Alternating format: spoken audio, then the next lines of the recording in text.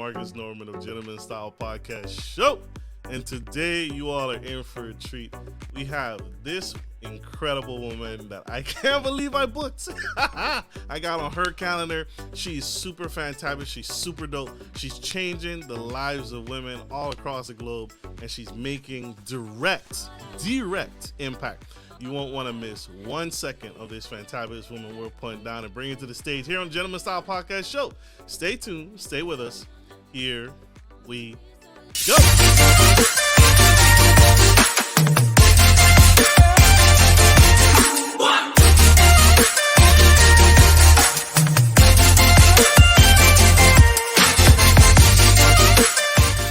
Everyone, I'm your host Marcus Norman of Gentleman Style Podcast Show, and today I have coming to the stage the incredible Miss Cinneah. She is the founder of Finance, an online platform that teaches ambitious, hardworking women, aka 9-to-5 hotties, how to earn more, build generational wealth, and claim the lifestyles that they want right now without the shame, without the animosity, without the hatred, and without the disrespect. She is teaching women all across the globe on how to do it better. Through her content, her workshops, and her coaching and mentoring, and everything in between, Miss Cinneah has helped hundreds of women learn strategies to grow their income, better manage their finances, and affordably travel. Keyword, affordable travel. And so this woman is absolutely phenomenal. She's creating a major impact in waves. She's been featured on CNBC. She's been New York Today, Kipler's Personal Finance, Business Insider, Travel Noir, everything. So this woman is hot. She is laying the groundwork and the foundation for us to do better financially. And so, without further ado, help me welcome Miss Cinneah.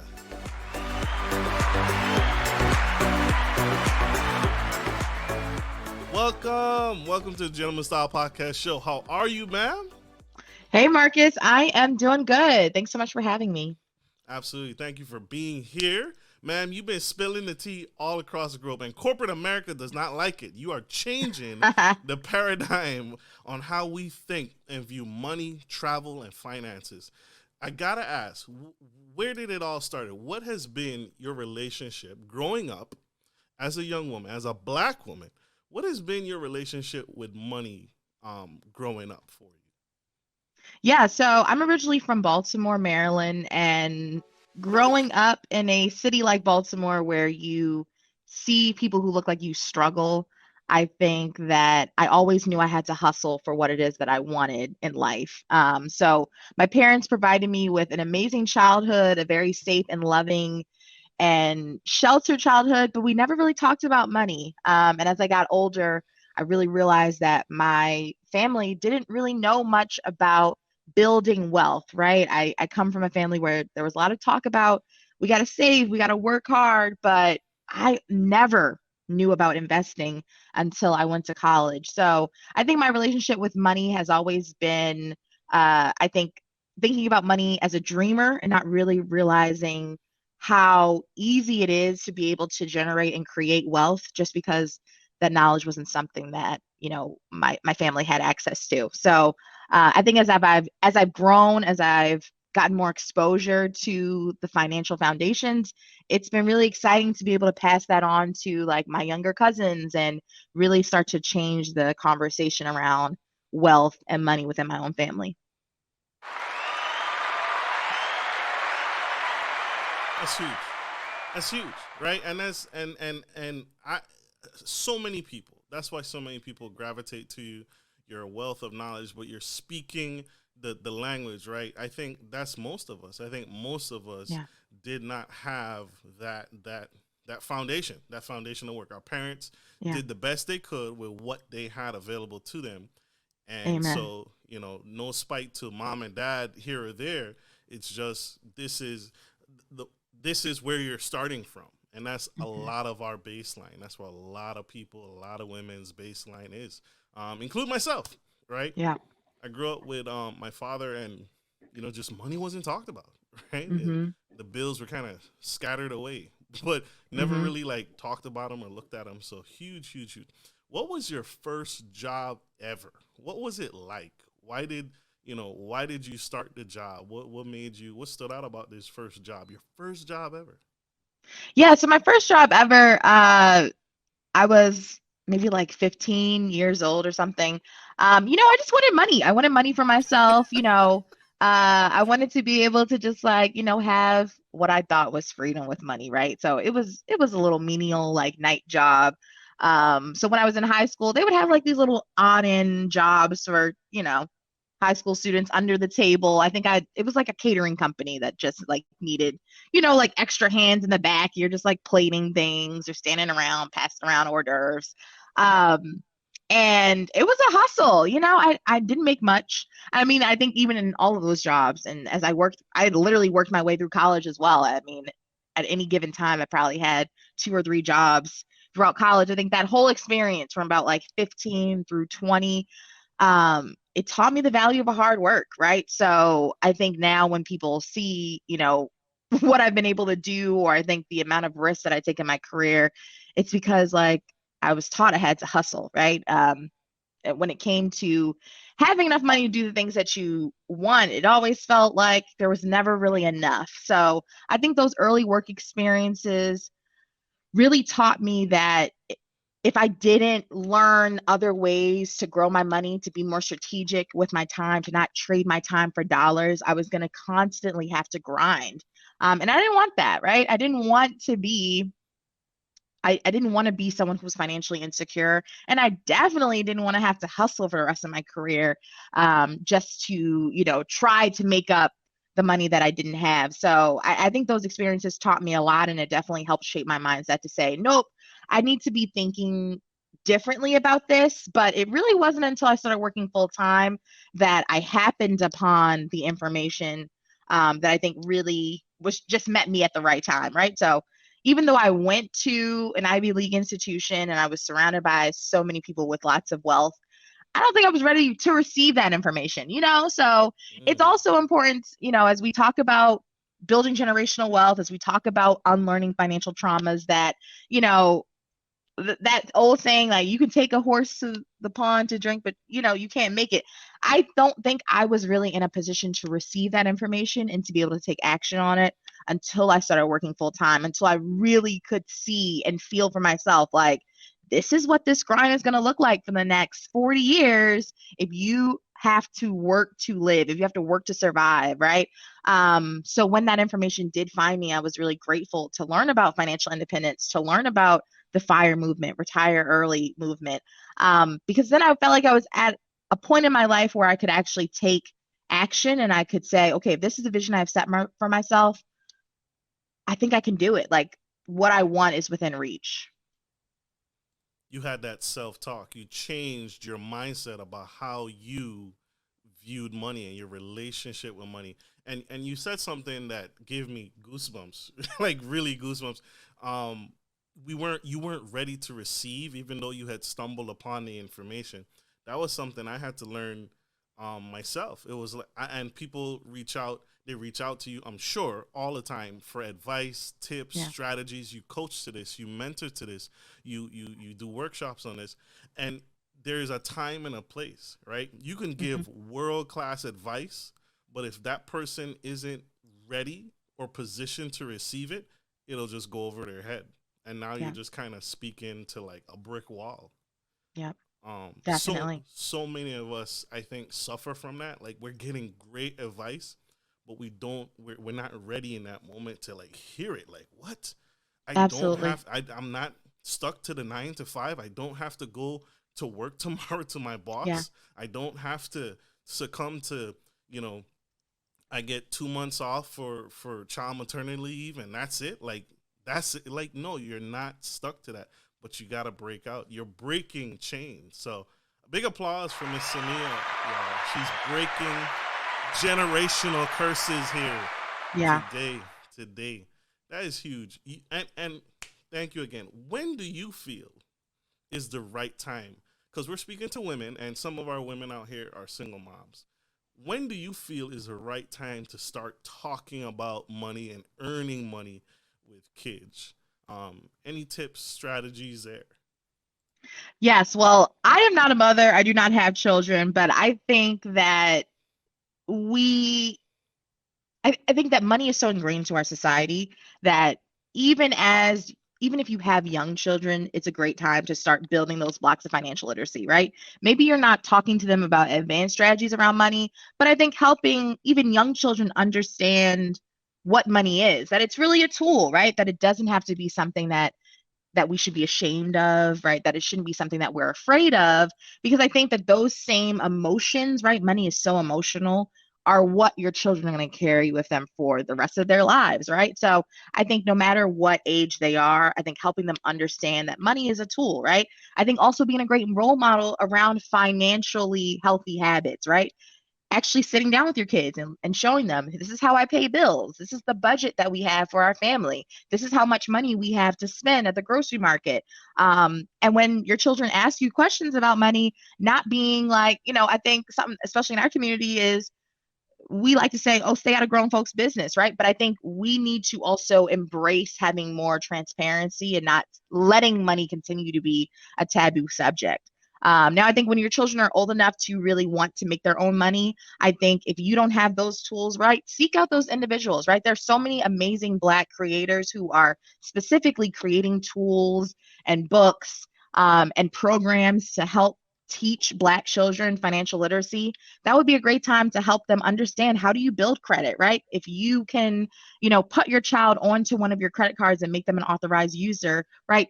Learning some of those things together with your children is so insightful because I think, uh, you know, even though again, there's so many resources out here. I think until we start to model the behaviors that we want our children to have and help them understand why these things are important, we essentially are leaving them out to fend for themselves, right? And we know how predatory, credit card lenders can be, loan lenders can be. So I think starting to model those behaviors and just create a dialogue where we can talk honestly about money is where it all starts.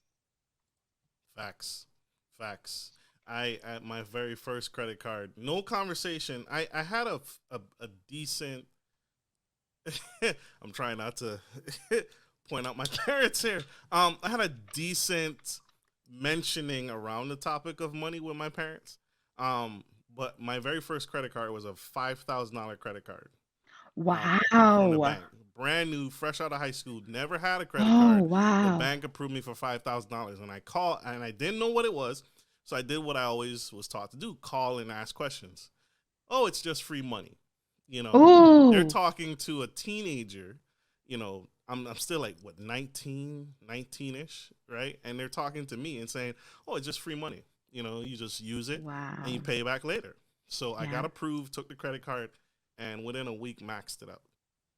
Mm. $5,000, 19 years old, fresh out the high school. And so what you're saying is so heavy, and that's why you do what you do, because it's needed, it's necessary.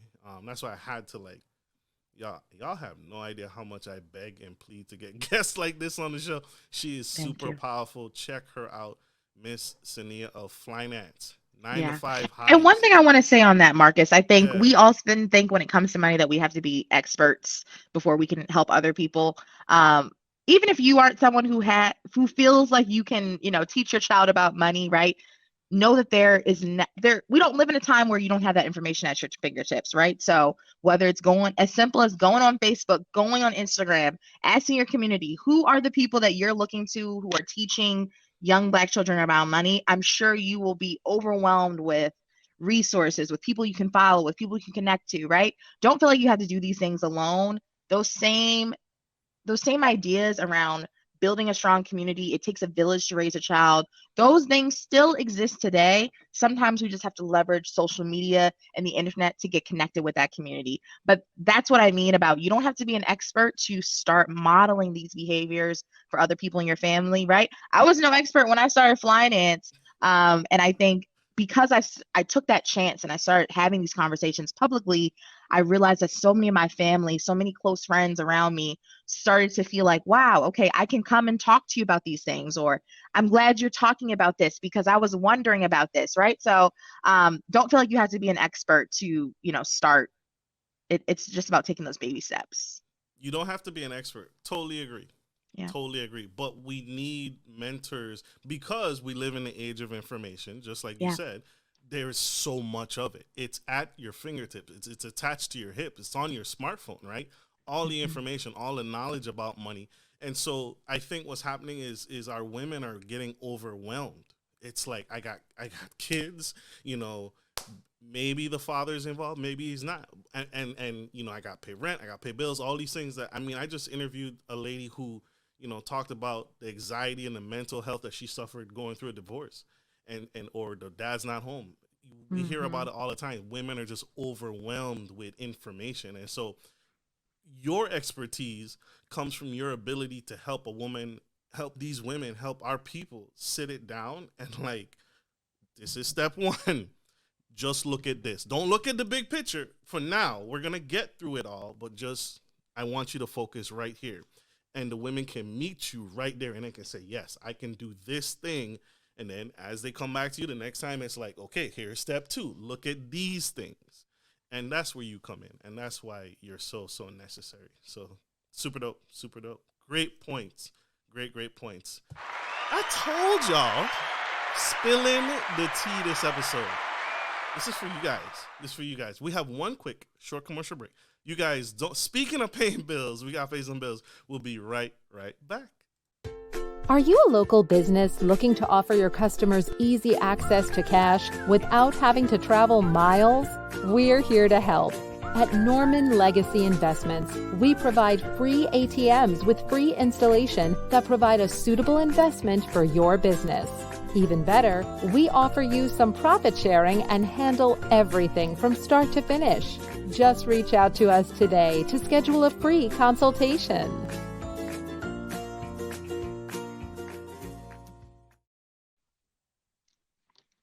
We are back to the Gentleman Style Podcast show, and I have Miss Cinneah of Finance, killing the game, spilling some major tea. And if you missed any of that, go back, check her out. Check out these wise words from this incredible woman. We're on iHeartRadio, iTunes, Spotify, Google Play, Facebook, Ghana, wherever you get podcasts. We are there. And she's here to help us do better with money, travel, and everything in between. I wanted to touch on, and this is what really stood out to me. You've been featured on numerous television networks for all the great work you do. One of them, and you boast this, you brag this, one of them is job hopping has at one point in your life accelerated the money you earned. So what happened? I have to ask, when did you first realize that job hopping was accelerating your income faster than everything else, than what we've been taught at staying at a traditional 9 to 5 job? What happened there? What's the story there? Yeah, I mean, when I started making intentional leaps to build my salary and my income, a lot of it was because I was learning about financial independence and was learning the golden rule. In order to build wealth, you have to keep more of the money that you make, right? So one way to do that, you can be super frugal. You know, you can try to live on as little as possible. But another way to do that is to keep your expenses the same and consistently grow your income over time. So keeping that in the back of my mind, I knew that I couldn't wait around for employers or bosses to decide that I was worthy enough to get a raise. So, 2.5 years into my career, I realized that if I wanted to grow my money, I couldn't stay at the company where I was working, right? Even though I had so many great relationships, I loved the work that I was doing, and I made a decent salary. I was making six figures then. Um, I knew that I wouldn't be able to still reach my financial goals overall if I just stayed stuck here, if I just let my salary kind of stay where it was. So I left for a competitor company. And at the time, I didn't know that it was called job hopping, right? I was just thinking about what are my options and what's going to allow me to move into another job quickly. Where do I have connections, right? So it really wasn't until I made that first jump and realized, oh, wow, okay, making this one jump to another company helped me literally make $50,000 more in 1 year, right? Okay, if I can do this again, I can make an even bigger jump, right? So that's kind of how it all started. And then, yeah, I would say, my claim to fame that you're kind of alluding to is that in less than 5 years, I more than quadrupled my salary. So I started my 9 to 5 career making around 70K. And most recently I was making 206. And that's just in the span between 2017 to 2023. So it's been an exciting journey, but I can't say that I came in thinking, yes, job hopping is what I'm going to do. It's kind of like I just had a vision for what I wanted out of my career, what I wanted out of my income, what I wanted to make in my 9 to 5. And I knew that I had to take big risks to be able to reap those big rewards. Risk. Risk is the key word, because there are so many naysayers. So I'm a student of the game, y'all. I have done what she teaches. I have jobbed out. My resume looks like spotty as hell, but it's because I have so many. I have accelerated my income without even realizing that this is okay, because so many people have been taught the ladder. I was taught the ladder, right? Mm-hmm. So what you teach and mentor to is complete taboo to it. It's opposite of what our parents teach. Oh, stay there, stay at this government job. I worked in the federal government, which is something you never leave, right? Mm-hmm. People are like, you never leave the federal government. You stay there and you die there. Like, it's scary, y'all. But I left, and I've been able to continuously increase my income from leaving, right? I think we are our greatest assets, and we need to stop putting our employer in front of that. Any thoughts on anything I said wrong here? No, I don't think you said anything wrong. But I think that there's always nuance, right? I think for me, I was someone who worked in corporate. I wanted to work in big tech.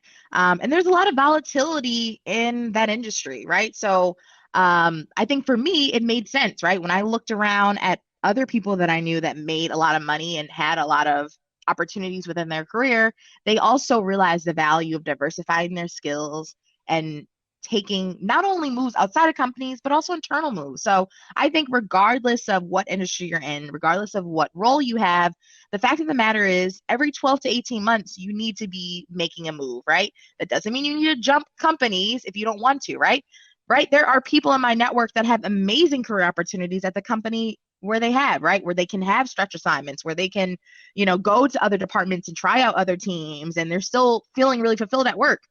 That's not the majority of us, right? So thinking for yourself, you don't want to keep your skills stagnant. You don't want your money to be stagnant. So it's really important to just think about movement within your career, right? I hate to hear from people who are just like, yeah, I've been working the same job for 6 years, right? Chances are you probably can do that job in your sleep. You probably haven't been growing a lot of skills, and you probably actually aren't as big of an asset as you might think you are just because you've been sitting in those roles for so long, right? Are you being challenged? Are you actually growing as a professional, right? So I think those are the questions that we always got to ask ourselves. And when you think of it that way, then the money is always going to follow, period. Mic drop. That's a mic drop moment, y'all. And that is so true. You said the word, so it's a buzzword, skills. A lot of us don't negotiate what we're worth, and it's based off of our perceived skills. Well, just like you said, we think we're not worthy enough to ask for more money. What are one or two, because you teach to this, what are one or two things that you can share with my audience here, that skill sets that most people have or commonly have today that has the potential and can easily cross over into earning more money either at their current employer or a different employer? But what are one or two common skills that most everybody has but we don't capitalize on? Yeah, this is a great question. So I want to speak to two skills. One is a hard skill and one is a soft skill, because I think when we think skills, I think people think, oh, I need a certificate to gain more skills. No, but actually everything you're doing in your day-to-day job is helping you build both hard and soft skills. So on the hard skill side, one of those skills is project management. Almost every professional, I guarantee you, if you are anyone who is taking something from point A to point B, you are developing a project management skill. Do you have the ability to get shit done at work? Yeah, that's a project management skill, right? Now, that's not to say that you need to become a project manager, but project management is a highly valuable transferable skill. every employer wants employees who can get the work done on time and knows how to assess, hey, is this going to happen on time? Are there dependencies? Are there risks? Who else do I need to get involved in this project so that it's a success? That is project management. And almost every job you look at today has that language that's saying, can you, independently manage a project from start to finish, right? That's project management. So I think that is in particular one skill we should all be thinking about. Think about those times where you've had to literally get some shit done by yourself and be able to speak really confidently about what it is that you did and what was the value that you created. Now, on the soft skill side, one skill that I feel like we don't talk a lot about, but employers are always hungry for is problem solving, right? Have you had a situation where you were faced with a difficult problem and you had to figure that ish out, right? Maybe you were the only person who had the capacity to be able to get it done, right? That's such a key skill. And maybe it's not something that you're blasting on your resume, but I promise you, when you're in an interview, you're going to get asked a question around how you've dealt with ambiguity, how you faced a difficult problem, and how you navigated through that. So I think really thinking about those moments, and if you aren't really sure about that, think about those times where you can raise your hand and try to stretch yourself, right? Those experiences are really crucial. And when hiring managers are looking for people that they want to hire people who aren't afraid to get their hands dirty, who aren't afraid to say, yeah, I'll figure it out. I'm not afraid to go ask those questions, be curious, and solve that problem. And no matter what type of work you do, everyone wants to work with people who aren't afraid to get shit done. No one wants to work with the office idiot, right? So I think problem solving is also a really great skill that you should be thinking about further developing and also speaking to when you're talking to hiring managers, recruiters, and in interviews.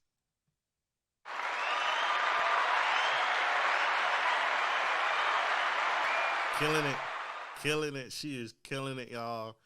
Brains and beauty, just all the whole package. Y'all. She's killing the absolute game. That's huge. Thank you for those tips. This is another thing, a killer. A killer, especially for women, is negotiating their salary. You've now transitioned us from leaving our current employer. We've realized that our current employer is just underpaying us. Now I'm transitioning to a new position. But one of the things we don't do, I'll tee you up here. I had a young lady. She's in the medical field, but the job that reached out to her, wanted to pay her like $30 an hour, which is an insult in the nursing profession, right? Okay. And she really needed 45 to live. And so I told her, I said, you need to ask for the 45. She's like, well, I'm not worried. It's what if they don't take it? What if they say no? So can you give that young lady some advice on negotiating that offer, right? How should we be negotiating our salary without, and break through that fear, right? How do you do it? Yeah, this is a great question. So let's first take a step back, right? What is a negotiation? A negotiation is just a compromise. I think we have also been kind of taught to fear negotiations because we think that, oh, we're being greedy, or, oh, I'm asking for something that I don't deserve. But actually, to the point that you just made, Marcus, right? Both parties have a mutual interest in getting you hired, right? So if you are in a negotiation process, that company obviously wants to hire you. You obviously want the job, right? So both parties are trying to come to a mutual compromise where both parties feel, at the end of the day, satisfied with the offer that's on the table. But the reality is negotiations start even before you get an offer. So, my advice is to first use any first call opportunity, phone screen, informational, when you're learning about a job, to ask those questions. Ask about base salary. Ask what the total compensation package looks like. Ask how does the company reward employees, either through bonuses or other, performance incentives, right? Ask these questions, because what I also hate to hear is people who are going through these long, drawn out ass interview processes and they don't even know how much they're going to get potentially paid, right? The whole art of negotiation is taking inputs that you are either given or that you can find online or research or when talking to other individuals, and using that to leverage for what you want. So I would say, in this case of someone who knows that they're being paid and eventually gets an offer that they feel is a little bit insulting, it's about going back to the drawing board. What do I know about this role? What do I know about what the market is actually paying for similar roles at similar companies? Do I know anyone internal to this company that I can talk to and really ask them, hey, you might have access to what employees get paid. Like, what should I be asking for this role? I think it's about thinking about what information you have at your hands. But then ultimately, when you get to the negotiation, not feeling like you gotta like spitball things off the top of your head, right? Anytime I go into negotiation, I have a script, right? Whether I am negotiating through email, whether I'm getting on a phone, right? I have talking points. I'm not just going in like, I think I want, like, and all that information can be found online. You can use AI to give you word for word what you can say. So, I think I want us to push past feeling like, well, I don't know what to say. Well, I don't know what to ask for. Again, we've already talked about, we're not in an information shortage. It's about taking that information and actually executing. And then finally, and my last point is to not be afraid to walk away. I think the issue that often happens when people are negotiating is that they are desperate. They don't have any other options, right? They haven't had a really fine-tuned job search strategy to begin with. So by the time you got to this offer being presented to you, you are either so exhausted or you have no other options on the table that you aren't willing to walk away from an offer that you know is below what you worth and what you want. So I would say that it also requires you to push yourself, have options, right? Don't go through a job search putting all your eggs into one basket.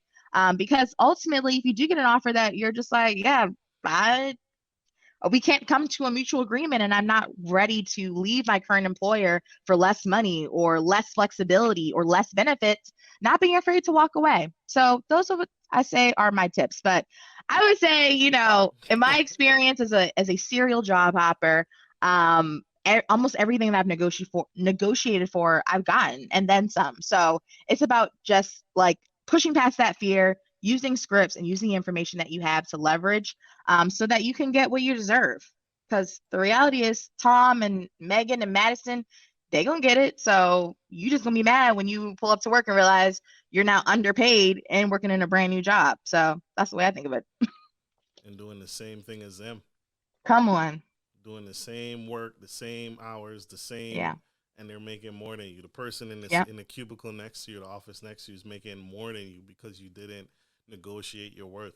Yeah. And you notice the key thing she's saying, y'all. She's saying script. That script isn't just some random like stuff. It's facts. It's data points on probably I'm guessing on probably what she's accomplished, what she's done, and how can she add value. So when she negotiates for a higher salary, she's bringing bullet points of actual factual numbers that cannot be disproved, right? It's bullet points. You go into your boss and say, I can do X, Y, and Z. I have done X, Y, and Z for you. Let's talk money. It can't be dismissed when you arm yourself with a script. So really, really powerful. Woo! Girl, man, you're on fire. You're the woman on fire, and that red hair isn't just. I wanted to ask because another taboo thing is we've all gone through a pandemic. People getting laid off right and left. But in your course, your classes, your workshops, you actually teach people that this is a great time to negotiate better conversation. If you survived a layoff, the COVID-19 wave, that is actually an opportune time. How in the world my company is going through a layoff period and I made it? How is that an opportune time for me to negotiate my compensation at this company? Please help me.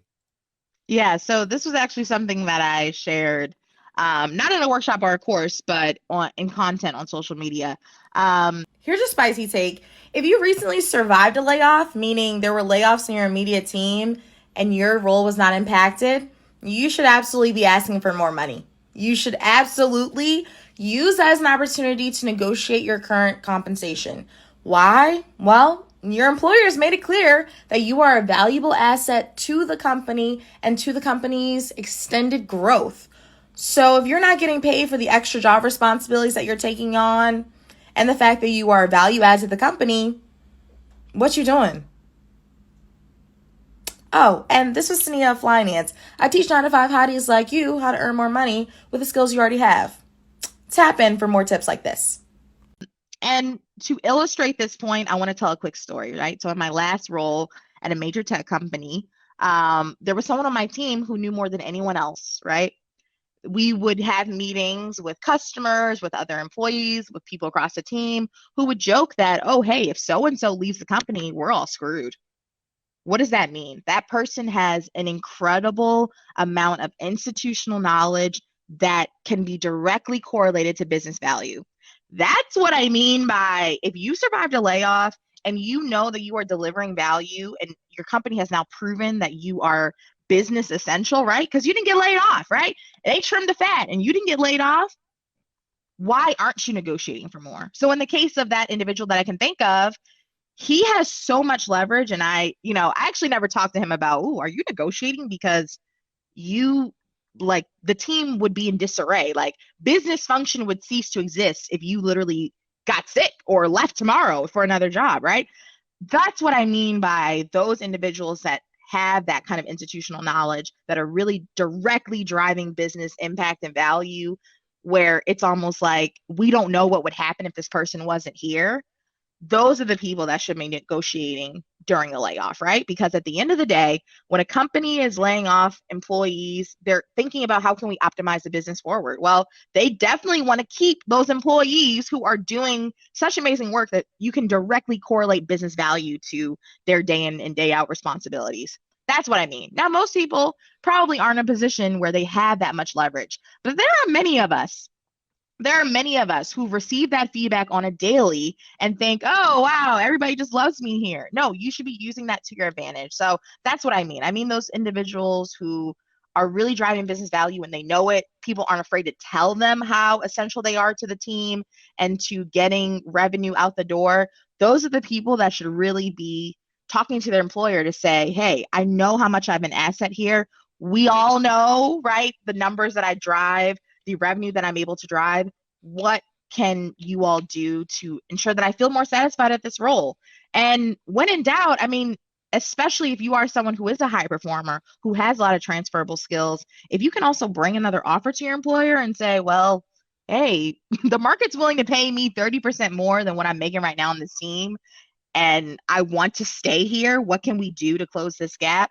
That's an incredible amount of leverage. But most people don't do it, right? They think, oh my God, I survived the layoff. I'm just going to keep my head down and keep things forward. When the reality is layoffs aren't about saving a business money, right? I can think about my own experience, how much money I've been paid even since I was laid off. I was still getting paid a full-time salary. So it's actually not about business saving money, right? So use that information with how you choose.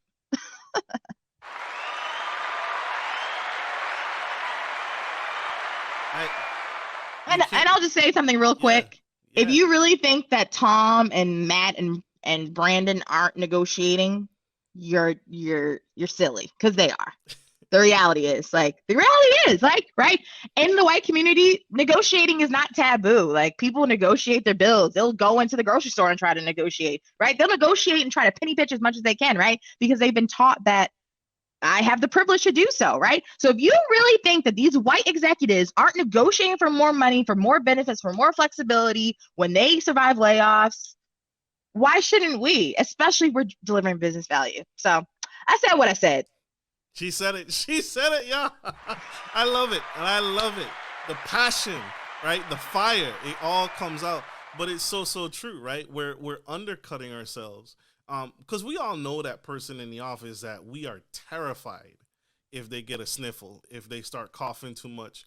There would be a work stoppage. We all, and you, yes, and maybe that individual at your job. Yep. If you have survived the COVID-19 pandemic and you're still at your job, I know someone who actually, her position was never remote. It hasn't been remote for the past 30 years that she's been at this company, and she was going to leave, and she said, and they was like, what can we do to keep you? And she said, I want to work from home. And they made her position.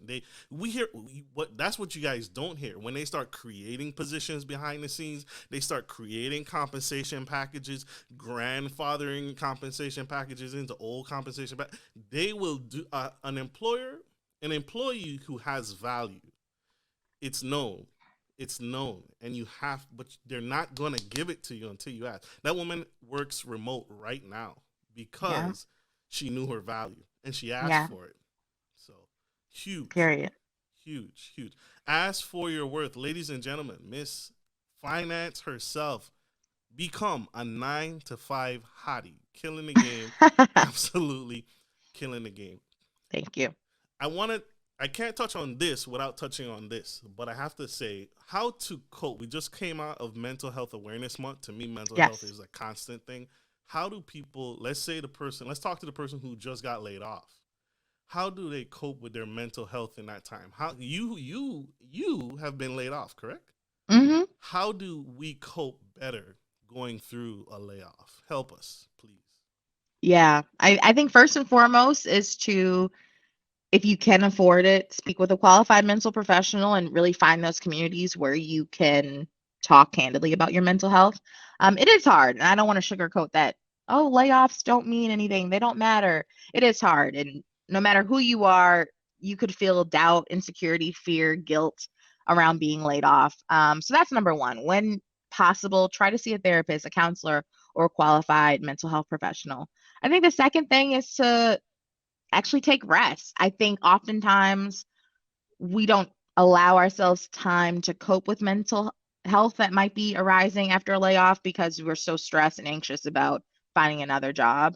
If you can afford to, try to take some time off. Try to take off at least a week where you're just like decompressing and trying to figure out and get your thoughts together. I know that was really like helpful for me before I even like publicly announced anything, was just taking some time to really reflect and rest and really think about, my next decisions. And, the third thing that I would say is when it comes to coping with mental health, I think a lot of that stress and anxiety can sometimes come from, what am I going to do next? I think realizing and remembering that your network is your net worth, right? You have so many people in your network who want to see you win, who want to support you. And that doesn't always look like, oh, you got to blast it on LinkedIn, but like, don't be afraid to make those reconnections with people in your network to say, hey, I'm going through this. If there's an opportunity at your company, let me know. Or, hey, if there's someone I should connect with, let me know. I'm willing to do those coffee chats, those informationals, get in front of people. I think all too often people just think, oh, I'm just going to slap on a LinkedIn message to everyone. And that doesn't always land. And sometimes the people that have the most, that resources and bandwidth to help you may not see those things. So don't be afraid to literally just reach out to those people in your network, right? Old mentors, old bosses, people that maybe you go to church with, right? People that are in your sororities, your professional networks, because I think that's often where real change is happening, not always on, oh, I just got to apply to 100 jobs. I just got laid off. I got to hustle, right? Your next opportunity might just be in, 1 or 2 degrees separated from you. So those would be my tips. Love it.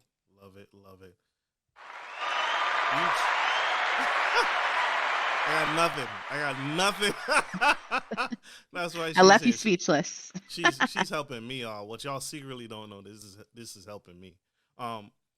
You have been incredible this episode, and you said something earlier. It was too smooth. It was too crisp to just glaze over. But you don't actually need a degree. My final question to you is, I need you to debunk that myth right here, right now. Do I need a degree to earn the 6 figures, right? Because so many of us have been brought up to believe that that's the case. I need, if before I transition, I need to get my master's. I need to get my doctorate. That not necessarily is true. Speak to that. Correct. Yeah, so I would just caveat by saying I do have a master's degree that I got at 22 years old. So take that for whatever it's worth, right? Like, I didn't have any work experience, and here I am with a master's degree. But I will say it was fully funded. Now, here's my thing. I think that if you are in a position to get a degree, a higher level degree, maybe that through tuition reimbursement or a scholarship or grant, that's wonderful. Go get it. Do what you need to do. But most people are literally going into debt to get advanced degrees that they don't need, that aren't going to help them make more money.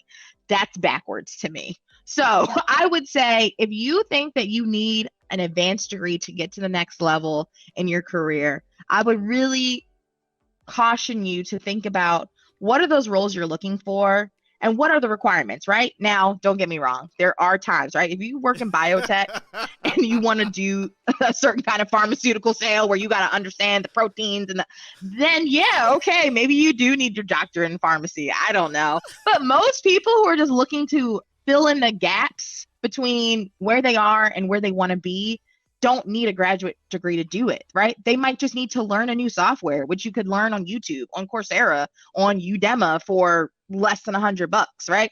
They might just need to get more experience leading a certain type of project and actually just raise their hand at work and say, hey, I want to get more technical experience. So put me on that project so that I can get to know those skills a little bit better, right? So I think it's about actually having a little bit more creativity and finesse. I think especially in the Black community, we've been spoon-fed this idea that more degrees leads to more money, but actually just leads to more debt. And that's why we are among the most educated group, but also the most overburdened by debt, right? And we don't actually see our wages increasing with as many advanced degrees and as many Black people are going to college, right? So how does that make sense? It doesn't make sense, right? So I would say my advice is, again, to really think about what are those skills that those jobs you're looking for are asking for. Are they actually asking for these advanced degrees? Or are you just thinking, this is what I should do? This is what I do feel like it's a good use of my time. Secondly, I would say really get creative. There are so many AI tools out here today that are literally helping people see what they can do with their skill set and what jobs are out there. All right, so if you are someone who's just like, I don't know what I want to do, I'm completely open to whatever, use a tool like ChatGPT and ask it, based on my top transferable skills, what other jobs are out there for my skill set and my level of experience? And I'm sure you'll get a whole long list of jobs that you can go research and talk to people about. And third, don't forget that there's so many opportunities to upskill that don't require you to invest in a multi-year professional degree, right? Whether it's going to technical boot camps. I mean, I know so many people who have literally gotten scholarships to learn how to code, to learn how to become software engineers. And now they're making $450,000 and they never went back to school, right? They did a technical boot camp for professionals and now they have an in-demand skill set, right? Like Marcus, right? That allows them to be able to do that. And there's so many apprentices at tech companies like Google, Pinterest, and others where they're literally teaching professionals, AWS, where they're literally teaching professionals how to use their software so that they can train them to be in their workforce, right? So if billion and trillion dollar companies like Google are investing in people and saying, yeah, actually, you don't need a degree, we'll teach you everything you need to know, why do you think that graduate school is going to unlock some kind of earning potential for you, right? So that's my rant. I would just say, pause, reflect, reset before you invest in expensive graduate program, especially if you don't have to. So true. So true. Facts. I love it. I love this show. How can people connect with you? How can people learn more? The train has left the station. You are on a rocket ship, girl. You are changing and carving a path for women to change their lives. How can they connect? How can we find you? Yes, I'm Flynance across all platforms, FLYNANCED. You can head to any of the links in my bio to get my free guide, which is going to give you some actionable tips you can take right now to be able to get closer to that six-figure job that you want. And I also have a free quiz, right? If you're looking for more of that personalized advice from me on where you are and what you need to do to get closer where you are. So stay tuned because I got a lot that I'm working on and so much more that I want to share. So would love to connect with you and let me know that you heard me on the Gentleman Style podcast. Connect. Woman is incredible. I told y'all. I work hard for you guys, right? To get these great guests. I love it. Thank you so much. I want to say this to you publicly. Don't ever quit. We need you. We need what you're doing. Thank you for what you do. Appreciate it. Thank you so much for having me. This has been great. This has been awesome. And thank you all, my audience, for tuning into the Gentleman Style Podcast Show. I hope this is impactful. I hope this has been helpful and inspiring and encouraging. It has been for me. So get connected, get on Flynance, get it going. Change it today. Get going today. Like I always end every show, we got to let her go because she is changing lives. But like I end every show, take care of your friends, take care of your family, And always, always take care of business. This is Marcus, your favorite gentleman, and Cinneah of Finance. Hot girl summer. Hot girl summer.